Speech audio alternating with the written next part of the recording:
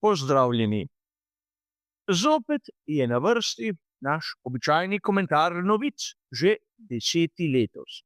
Poglejmo si skupaj, kot ponavadi, kaj se je zanimivega zgodilo v preteklih dneh.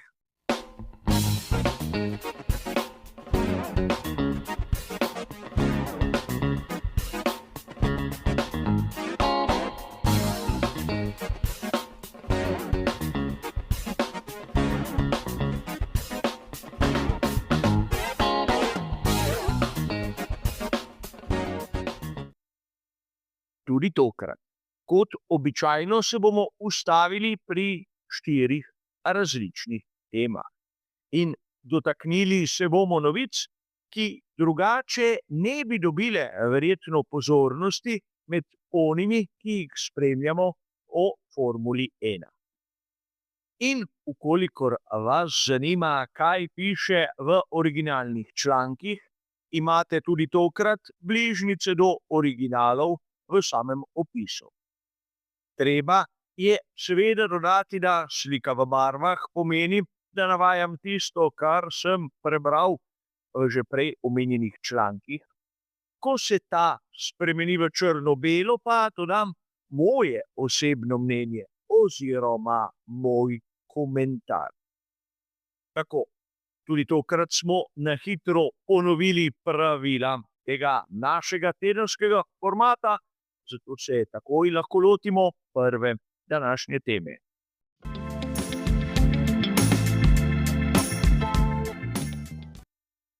Danes bomo najprej začeli s člankom, ki je bil objavljen 8. marca na spletnem portalu motorsport.com. O debiju Mika Schumacherja v seriji IndyCar smo že govorili. Ampak v nedeljo je prišla na vrsto tudi dirka v Phoenixu. Prvi oval. In kako se je odrezal Mik Schumacher? Dobro in slabo. Na kvalifikacijah je bil presenetljivi 4., na sami dirki pa 18. In seveda večino krivde za ta slabši rezultat gre tokrat pripisati prvemu postanku, kjer so imeli pri njegovi ekipi težave z tisto pnevmatično udarno pištolo. To je pomenilo, da je Mik Schumacher izgubil ogromno časa in seveda nato obtičal v gneči. A treba je nekaj povedati. Zmagovalec Newgarden je imel 5 postankov, Schumacher le 3. In tu seveda ne moremo mimo dejstva, da Mik Schumacher zaenkrat še ni dokazal tistega, kar mnogi pravijo o njem. In treba je povedati, da tudi njegov priimek mu ne bo branil hrbta praktično večno. In videli bomo, kaj se bo zgodilo na naslednjih dirkah, ampak verjetno do tega trenutka Mik Schumacher zagotovo še ni opravičil svojega slovesa. Upajmo, da ga bo. A poglejmo si, kaj se je dogajalo z Američani v Evropi v naši drugi temi.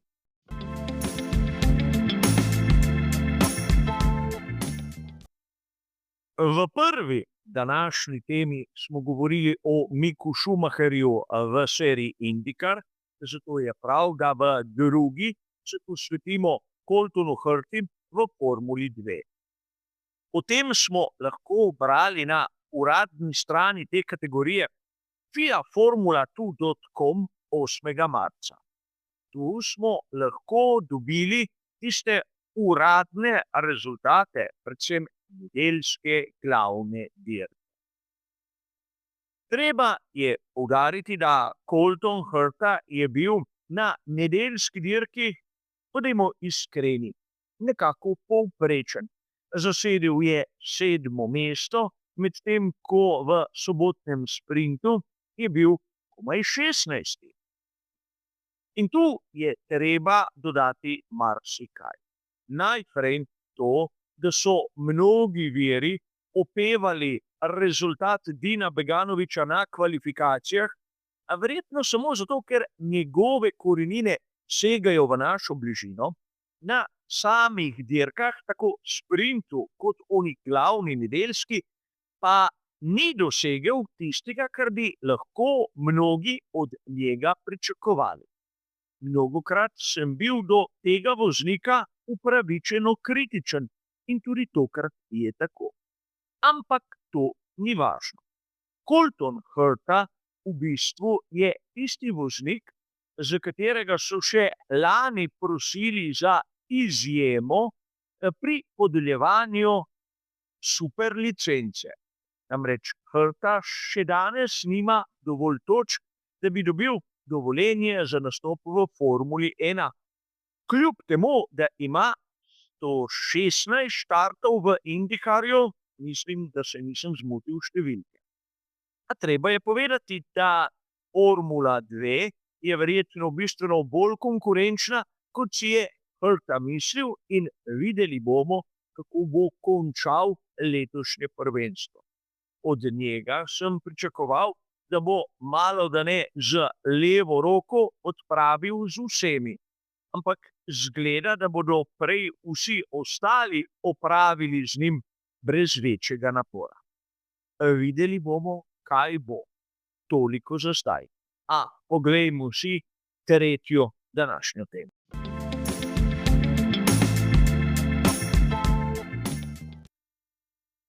V tretji današnji temi se bomo ustavili pri članku, ki je bil objavljen na spletnem portalu GP Blog 10. marca.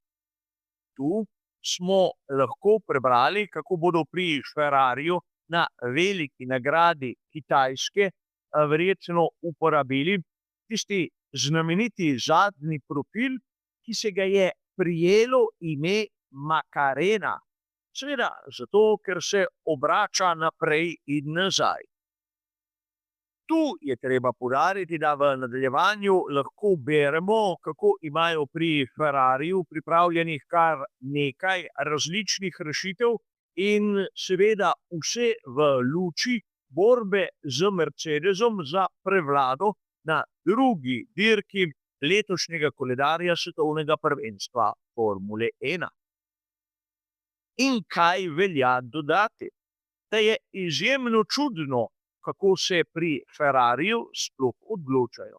Spomnimo se, v Bahreinu so ta zadnji stabilizator Macarena uporabili samo za 5 ubogih krogov. In verjetno iz 5 krogov niso nekako razumeli, ali je projekt zrel za dirko ali ne. Namreč treba je preveriti tudi delovanje. Zagotovo so mehanski napori, katerim je podvržen mehanizem, bistveno višji kot oni klasični sistem. In tu bi še lahko govorili, da o mojih dvomih glede učinkovitosti vsega skupaj niti ne bomo izgubljali besed. Ampak verjetno na prvem prostem treningu bomo videli, kako bodo pri Ferrariju nekako testirali različne rešitve. In lahko bomo ta zadnji stabilizator Macarena videli tudi na dirki. Kako bo uspešen, bomo pa kot običajno ugotovili skupaj. A poglejmo si še zadnjo današnjo.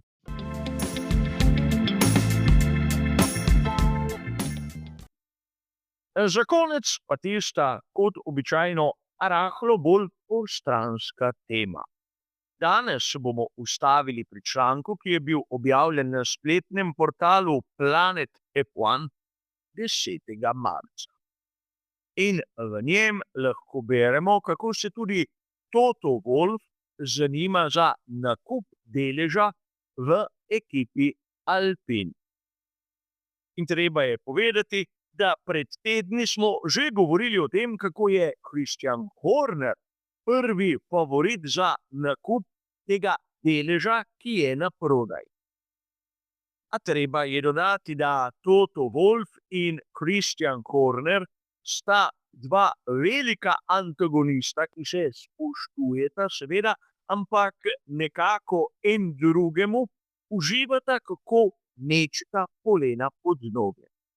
Zato sem prepričan, da v tej priložnosti Tota Wolfa nakup deleža v ekipi Alpin ne zanima toliko.